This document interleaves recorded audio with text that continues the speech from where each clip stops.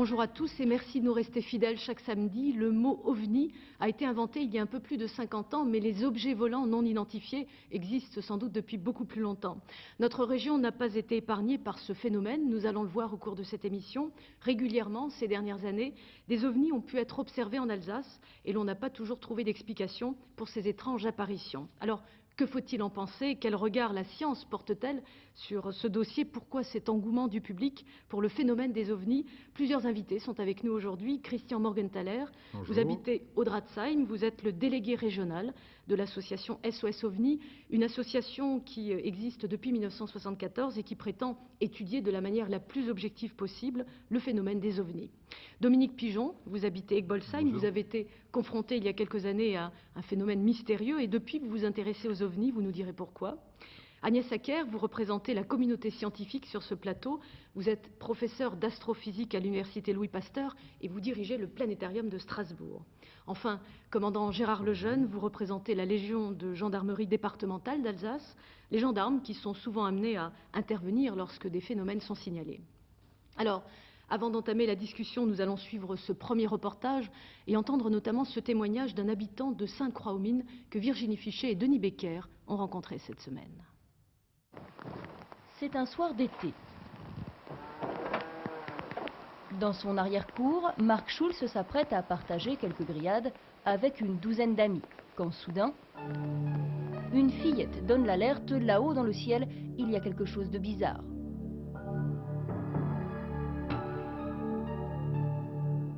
Ce phénomène s'est manifesté très précisément au-dessus du clocher. On peut donc prendre ce clocher comme point de repère. Apparemment, il devait faire à peu près 5 mètres de diamètre.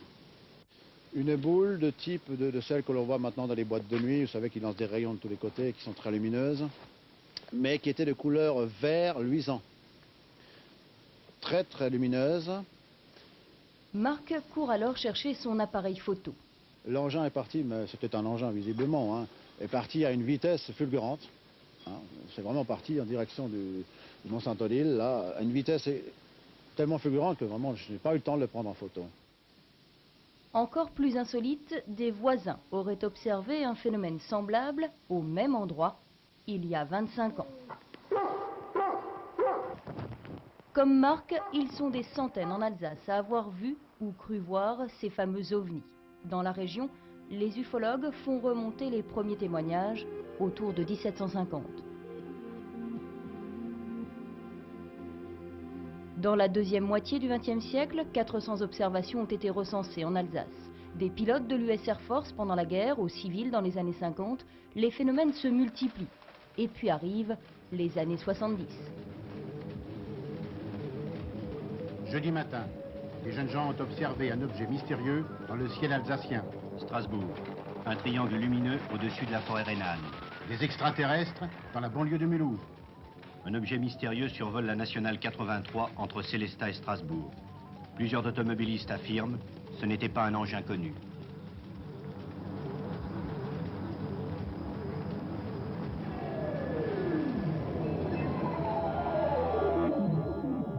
Soucoupes rayonnantes, vertes ou rouges, boules lumineuses, roses orangées et même dans les années 80, des automobilistes poursuivis par des ovnis.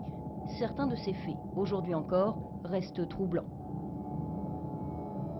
D'autres ont trouvé une explication rationnelle, comme cet objet mystérieux filmé il y a quelques semaines à Neubrisac, qui n'était en fait qu'un dirigeable allemand éclairé de l'intérieur. Mais 5 à 10% des phénomènes ne trouvent pas d'explication. Pour Marc Schulz, ceux-là, c'est sûr, viennent d'ailleurs. Lorsqu'on voit une boîte de conserve, on a envie de savoir ce qu'il y a dedans. C'est un peu le cas pour les soucoupes volantes, appelons-les ainsi, parce que c'est le terme le plus courant. Et on a envie de savoir ce qui se passe et qui sont ces intelligences et que nous veulent-elles. Cet été encore, dans le Grand Est, 150 personnes ont vu ce triangle lumineux. Non identifié à ce jour, il laisse le champ libre à toutes les hypothèses, même les plus extraterrestres. Cela rend perplexe quand même. Christian Morgenthaler, on a l'impression, en regardant ce reportage, qu'il y a eu très souvent des ovnis en Alsace. Est-ce qu'il y a un hit-parade des régions de France? Est-ce qu'on sait les endroits où on les voit davantage? Et notre région, apparemment, n'est pas en reste? Je dirais qu'il n'y a pas de hit-parade vraiment au niveau du nombre d'observations. Il faut savoir que peut-être dans le sud de la France, on observe un peu plus d'ovnis, de phénomènes, disons plutôt pas d'ovnis, mais de phénomènes, pour le simple fait que là-bas, la température permet de rester plus longtemps dehors, permet de manger dehors. Nous, actuellement, on est déjà un peu blottis à l'intérieur. Donc on regarde, on observe davantage voilà, le on ciel. observe davantage, donc automatiquement, il y a plus d'observations de ce côté-là. Sur les nombreux phénomènes que l'on a constatés en Alsace, il faut quand même le dire, beaucoup, on sait ce que c'est, on a trouvé des explications. Voilà, donc les statistiques donnent entre 80 et 90% de cas qu'on explique rationnellement. Donc 10% pour lesquels on ne sait absolument pas de quoi il s'agit. Non, pour les 10% à peu près de ce qu'on ne sait pas ce que c'est, mais il faut dire que la science, elle évolue encore, dans quelques années peut-être. Vous dites 10%, je ne sais pas si Madame Acker est d'accord avec ce pourcentage. Bien, c'est-à-dire que moi, je peux juste me baser, pas sur mettons des statistiques personnelles, mais sur un rapport qui avait été fait par l'association SETI, que vous connaissez. C'est donc une association qui, professionnellement, recherche tout ce qui est relié à des intelligences extraterrestres. Et là, il y a entre 1 et 5% de phénomènes où il n'y a pas assez d'indices, disons, pour qu'on puisse essayer de les expliquer. 5%, c'est énorme quand même. Hein. Oui, si c'est vraiment 5% de non expliqués, mais on dit plutôt on n'a pas d'indices pour pouvoir les expliquer. Mais ça veut dire qu'on n'a pas l'ombre d'une idée de ce que ça peut être, on ne sait vraiment pas. Je pense que ça peut être beaucoup de choses, et je pense que tous ceux qui sont réunis autour de cette table sont d'accord, c'est qu'il y a tellement de phénomènes, même dans notre atmosphère terrestre, qui nous surprennent, chacun de nous, et dans le ciel, mettons les planètes, le soleil couchant, le soleil, les comètes, enfin il y a beaucoup de phénomènes qui peuvent nous étonner parce qu'on ne s'y attend pas. Et on ne les connaît pas bien, donc on ne sait pas que ça peut exister. Mais quand même, en tant que scientifique, ça vous énerve pas de savoir qu'il y a des choses qu'on n'arrive pas à expliquer? Non, je crois que heureusement, parce qu'en tant que scientifique, justement, si on arrivait tout à expliquer, on serait au chômage, nous autres. Mais c'est vrai aussi qu'il y a des choses pour lesquelles on n'a peut-être pas d'explication aujourd'hui, mais on peut en avoir dans 20 ans, par exemple. Oui. Il y a des choses que vous avez mieux compris quelques années après. Il y a des choses qu'on apprend toujours par après. Par exemple, dernièrement sur Internet, on a encore trouvé des nouveautés. Par exemple, un satellite qui pulse irrégulièrement 30 fois plus fort que Vénus. Alors, c'est vraiment quelque chose c'est les satellites Iridium. Alors, bon, c'est vraiment une lumière, un gros flash dans le ciel irrégulier. Bon, une personne qui voit ça, qui voit un flash et puis qui voit plus rien par après, il va tout de suite parler d'ovnis ou des choses comme ça. Dominique Pigeon, vous êtes très intéressé par les ovnis. Je ne sais pas si c'est parce qu'il y a quelques années, vous avez été confronté à un tel phénomène, c'est ça? Oui, j'étais confronté en fait à un phénomène assez bizarre. En fait, je rentrais un soir, c'était au pied du Mont Saint-Odile, en fait, c'était à Aubernais. Hein. Et je rentrais, il devait être à peu près 6-7 heures, il commençait à faire nuit. Et au-dessus de moi, juste avant de rentrer chez moi, je vois une lumière, une sorte enfin plus gros qu'une étoile, quoi, carrément plus gros qu'une étoile, et c'était à la hauteur des nuages, hein, il faut dire, c'est à peu près ça. Et ça bougeait pas, dans un premier temps ça bougeait pas, je disais tiens c'est bizarre, c'est plus gros qu'une étoile, bon j'ai pensé à un hélicoptère, un avion, même à ballon-sonde ou un dirigeable, mais en fait non, c'était ni l'un ni l'autre, parce qu'il n'y avait pas de bruit, il n'y avait aucun bruit, il n'y avait pas de... Et en fait l'objet a fait une sorte d'oscillation, vous savez, comme une feuille morte, qui descend tout doucement comme ça. Et en fait, il n'est pas descendu, il est reparti vers le Mont Saint-Odile et au-dessus des nuages. Et là, décidément, le Mont Saint-Odile... Hein, oui, c'est vrai que le Mont Saint-Odile est un endroit où il y a eu pas mal d'observations. Je ne sais pas pourquoi. Madame Acker, à propos de ça, je voulais réagir, peut-être pas à propos du Mont Saint-Odile, mais à propos de ce que vous disiez tout à l'heure, justement, est lié au fait que la science fait des progrès. Je me rappelle, c'était dans les années 68, on a découvert les pulsars. Les pulsars, ce sont des sources radio qui émettent des pulses, des signaux extrêmement rapides, à raison de 1000 signaux par seconde. Et alors, du coup, et puis très régulièrement, comme c'était une montre, mettons, faite par quelque chose d'intelligent. Et alors, effectivement, il y a eu une tentative de peut-être attribuer ça à des espèces vivantes. Mais en fait, la science a fait des progrès et on a compris ce que c'est avec un processus physique tout à fait rationnel. Mais là, en ce qui vous concerne, vous n'avez rien vu dans la presse les jours suivants? Non, rien du tout. Oui. Et vous n'avez pas eu envie d'aller voir les gendarmes pour leur en parler, non? Ben non, parce qu'en fait, j'ai pas eu peur. J'ai pas eu peur du phénomène. Vous allez voir les gendarmes quand vous avez peur? Ben, la plupart du temps, les gens, quand ils comprennent pas quelque chose, effectivement, on va voir la gendarmerie en disant qu'est-ce qui s'est passé, est-ce que c'est dangereux, est-ce que on aimerait comprendre ce qui se passe. Mais moi, j'ai pas compris. Mais en fait, c'est vrai que j'étais intéressé déjà par le phénomène des ovnis Et j'ai essayé de comprendre en regardant dans mes livres et dans les Ça dans vous les a magazines. travaillé, oui. Oui, voilà, c'est ça, quoi. Vous n'avez pas eu peur d'être pris pour un illuminé? Parce que peut-être, je ne sais pas comment ça se passe quand on vient vous voir, comment ça dans Le arrive Jeune. Vous prenez comment ça? Les gens qui viennent vous voir, comment ça se passe? C'est eux qui vous contactent ou... L'importance du témoignage, effectivement, est recueillie immédiatement par les gendarmes. Dans le cas présent, M. Pigeon n'est pas allé voir les gendarmes, ce qui ne permet pas, pour donner de l'information, puisque le but des gendarmes, ce n'est pas d'expliquer le phénomène, mais c'est en tout cas recueillir toutes les informations, à la fois les différents témoignages, y compris les témoignages ou ce qu'il a pu expliquer à d'autres, pour permettre à la fois aux scientifiques, aux associations qui s'intéressent au phénomène, de rechercher des explications. Juste un instant, vous avez l'impression que les gens parfois n'osent pas en parler, n'osent pas aller voir ou les gendarmes ou d'autres personnes pour en parler? Oui, même des associations. Bon, il faut savoir que dans les années 70, beaucoup de gens qui signalaient ces phénomènes, on leur a après un peu, tiens, c'est ceux qui voient les ovnis, c'est ceux qui voient les petits extraterrestres, et puis tout ce qui s'ensuit. Et puis tout ça, ça fait un peu mauvaise presse, je dirais. Et donc les gens ont hésité à donner les informations de ce qu'ils ont vu. Vous ne les recevez pas mal quand même. Tout à fait, ce qui est d'ailleurs, dans ce sens-là, ce qui a pu être vrai au départ, maintenant on vit surtout à ce que... D'ailleurs, les personnes qui viennent nous voir sont souvent des personnes de bonne foi, qui sont crédibles. Ce n'est pas celui qui vient simuler, ça arrive, mais c'est très rare. Souvent, ce sont des personnes sérieuses qui viennent donner cette indication. Et on considère leurs témoignages et on les prend tout de suite en considération pour faire des recherches. Et vous ouvrez systématiquement une enquête? Comment ça se passe Systématiquement, lorsqu'il y a un témoignage qui est donné, avec une indication, c'est une enquête qui est ouverte.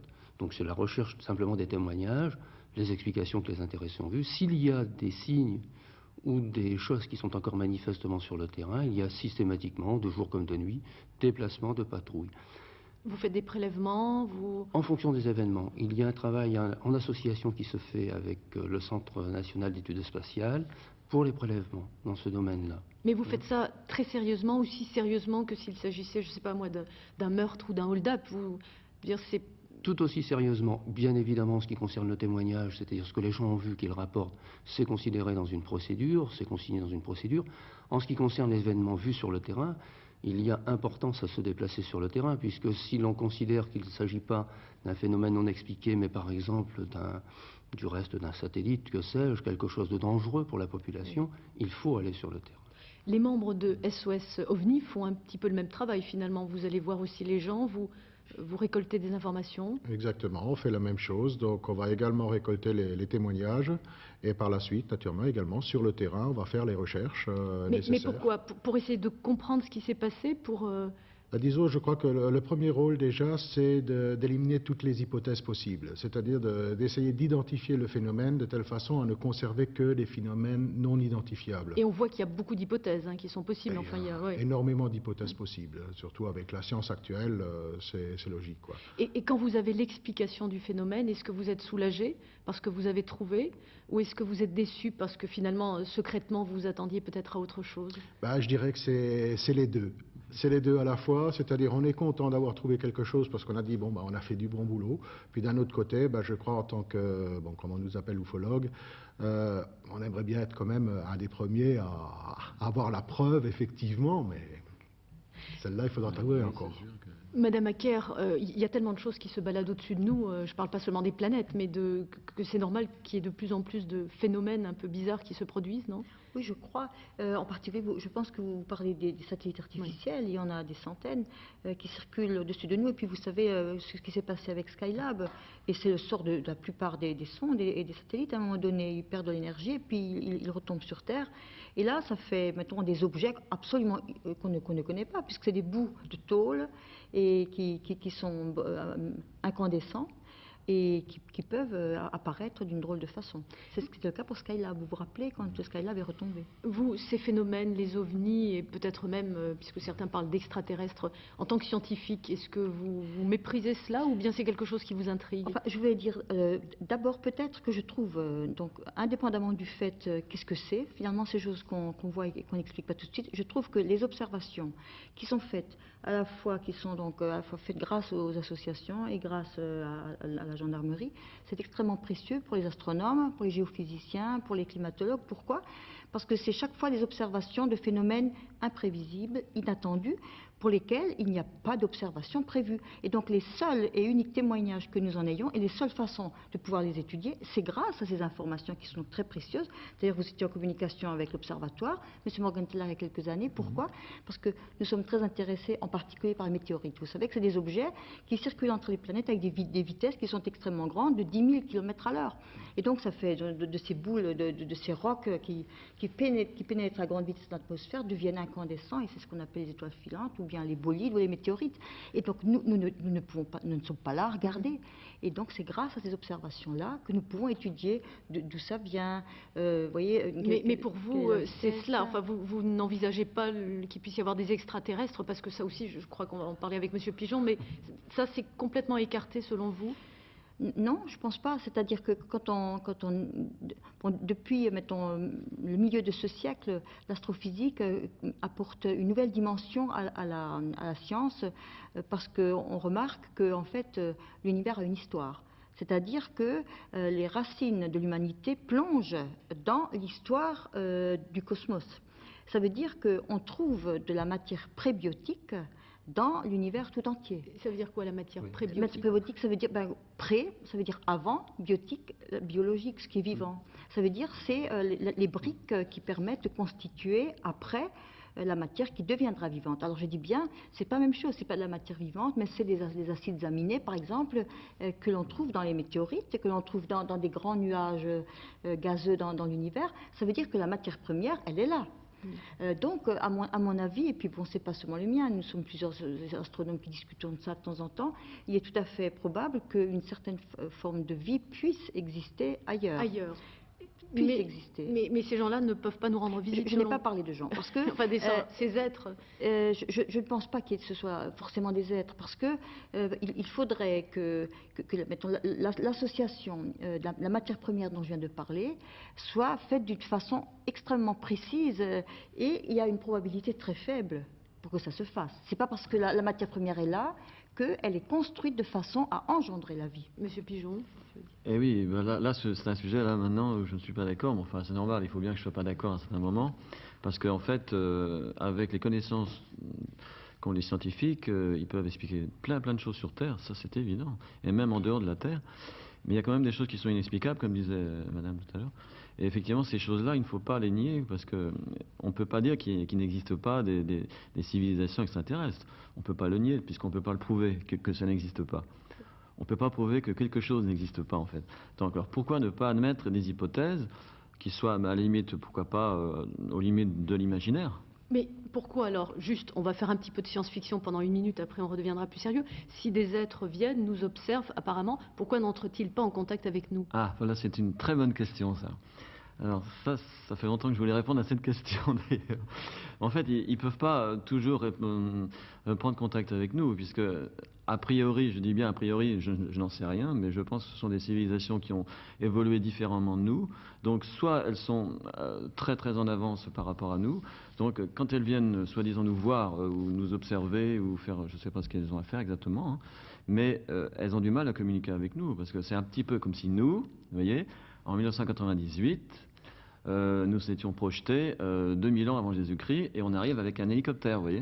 Et on essaierait d'expliquer à des autochtones. A l'air vraiment très on essaierait d'expliquer à des autochtones comment fonctionne un hélicoptère et comment faire un hélicoptère. Ils seraient incapables d'en faire un, vous voyez. Par exemple, bon, c'est un Avant de exemple voir tout le simple. deuxième reportage, juste un petit commentaire. Oui, donc je suis tout à fait d'accord avec vous. Hein. C'est-à-dire, il y a des choses inexplicables, mais je pense que si des civilisations donc intelligentes, il faudrait définir ce que c'est exactement, mais disons intelligentes existaient, je pense que le moyen le plus simple et le premier moyen d'entrer en contact avec nous, c'est quand même les ondes. Ah, je suis pas sûr, je suis pas certain de ça. Plutôt que les voyages. On va voir un peu comment le cinéma a parlé certain. de tout ça, parce que le cinéma a souvent exploité le phénomène OVNI. Il faut dire que de façon générale, ce thème ne laisse pas les gens indifférents, et on a posé quelques questions à des passants dans la rue. Voici le deuxième reportage.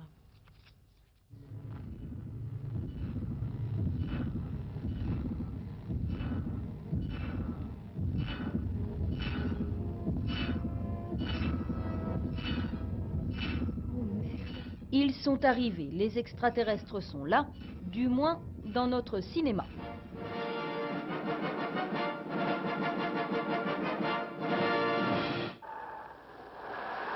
Depuis les années 50, les soucoupes volantes n'ont cessé d'inspirer les réalisateurs et donc l'imaginaire collectif.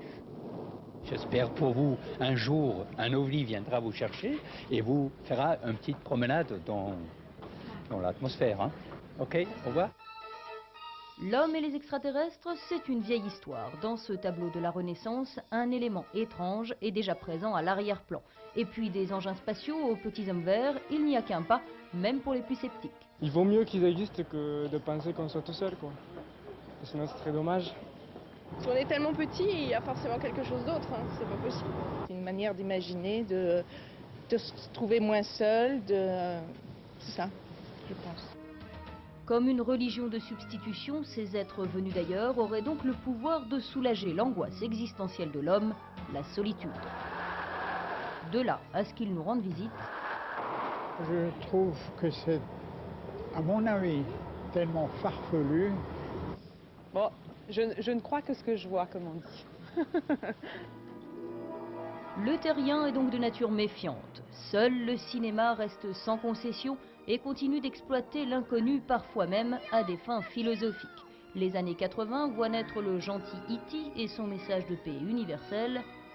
Un succès vite oublié au profit dans les années 90 des méchants envahisseurs, nouveau faire-valoir d'une Amérique triomphante. Je pense que vous avez vu tous ces films, hein. Je vois que vous réagissiez pas mal sur le plateau. Je réagissais un petit peu parce que vous avez oublié un film, enfin c'est normal, on ne peut pas mettre tous les films. On n'a pas eu le temps de tout mettre. Rencontre du troisième type. Voilà, Rencontre du troisième type, qui est quand même un des meilleurs films qui a été fait. De Spielberg aussi, oui. Il y a quand même une mode ovni en ce moment. Je ne sais pas, vous étiez, il y a quelques années, sans doute pas très nombreux à vous intéresser à cela. Et maintenant, il y a comme un phénomène de mode, non? Vous n'avez pas ce sentiment? Je dirais pas qu'actuellement il y a plus de monde qui s'intéresse à ça que dans le temps. Je crois que ça a toujours intrigué les gens. Pour ce qui est le phénomène de mode, bon, je crois que c'est vrai que de toute façon, comme il y a quand même 80 à 90% des cas qu'on explique, il y a la mode terrestre déjà qui va influencer. Nos avions ont changé, bon, beaucoup de choses changent.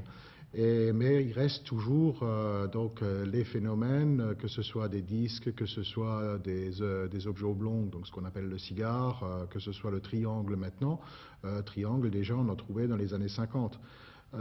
Mais disons que c'est vrai qu'il y a quand même les formes de nos avions qui changent. Et comme il y a une partie qu'on explique quand même, c'est normal qu'automatiquement on retrouve un changement de mode.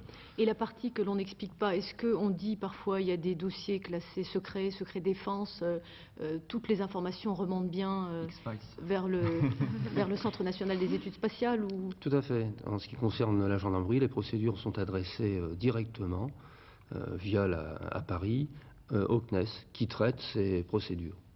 Et particulièrement, bon, lorsqu'il y a aussi mise en cause de biens ou de personnes, les procédures sont adressées au procureur de la République, qui peut également faire ou demander des investigations des scientifiques. Madame Acker, vous vouliez réagir là? Non, j'écoute avec beaucoup d'intérêt parce que je crois que c'est important justement qu'on dispose d'une base de données finalement. Exactement. Pour des objets que par ailleurs on n'étudie pas. On a environ 3000 procès-verbaux actuellement au CNES que la gendarmerie a traités. Je voudrais peut-être quand même réagir, si vous me permettez, pour de X-Files. J'en ai par hasard vu un, et dans lequel on parlait de la forêt d'Irkoutsk, dont vous avez entendu parler en 1908. Elle a été ravagée complètement par quelque chose, et donc X-Files a mis ça en scène avec des extraterrestres. Alors qu'on sait ce que c'est, hein, puisque on sait vraiment ce que c'est. On présume. On parlait même de trous noirs, minuscules, enfin beaucoup de choses, même au point de vue scientifique, mettons au bord de la physique rationnelle. Mais quand même maintenant, on sait qu'il s'agit d'un noyau de comète. Le feuilleton affirme que ce sont des extraterrestres. Oui, enfin ils ont mis en scène, alors pourquoi pas, mais c'était un décor, mais c'est expliqué de façon rationnelle maintenant. J'aimerais entendre une histoire quand même, Monsieur Morgenthaler, et pendant que vous parlez, on va voir s'afficher le numéro de téléphone de votre association. Il y était fait référence tout à l'heure dans un reportage, il y a des pilotes américains qui, pendant la guerre en Alsace, ont vu quelque chose? Oui, en effet, en novembre et en décembre 1944, plusieurs pilotes, bon, sur le cas des deux cas en Alsace, c'était la première fois à Strasbourg, la deuxième fois au-dessus de Haguenau, où ce sont des avions de reconnaissance qui, à partir du sol, ont été suivis par des boules lumineuses. Donc, bon, naturellement, ne sachant pas... Ça venait pas des Allemands C'est-à-dire les Allemands avaient le même problème. Ils ont vu la même chose. Alors, les Allemands avaient les mêmes problèmes, ils étaient suivis par des boules aussi, ils pensaient que c'était une arme secrète des Alliés, et puis les Alliés pensaient que c'était une arme secrète des Allemands.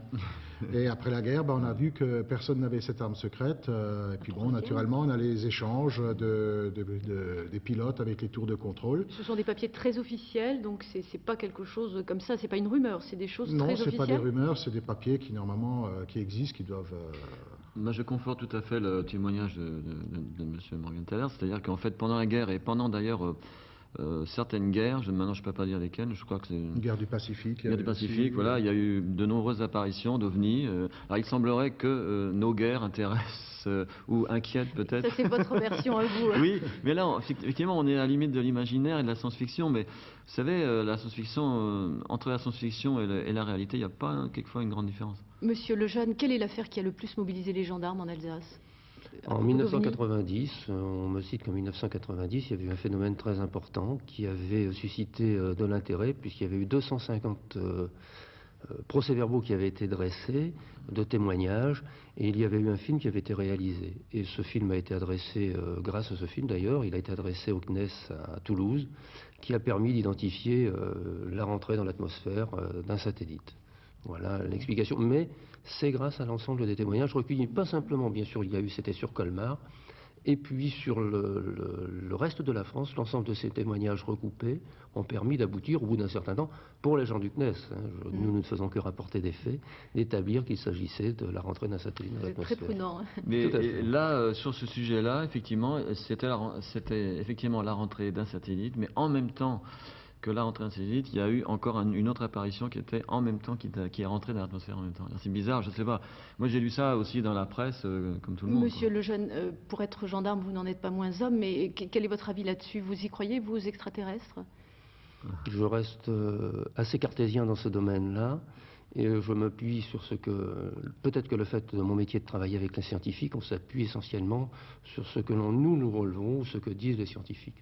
Donc pour l'instant, je vais dire que je n'ai pas d'avis, mais je ne vais pas dans un sens favorable. Bon, Monsieur Morgenthaler, on vous souhaite en tout cas de rencontrer quelque chose dans quelque temps, puisque ça fait des années que vous cherchez. Vous passez beaucoup de temps de votre activité bon, à on passe, comme d'autres passent leur temps devant les timbres et les choses comme ça. Vous cherchez, on passe notre temps à chercher, puis non pas à guetter, ça non.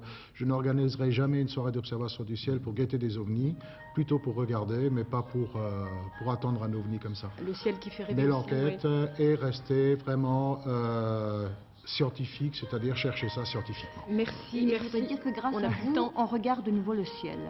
Il faut pas en avoir Très bien, peur, de toute c'est ce que façon. dit la directrice du Planétarium. Merci de votre attention. À la semaine prochaine. Au revoir.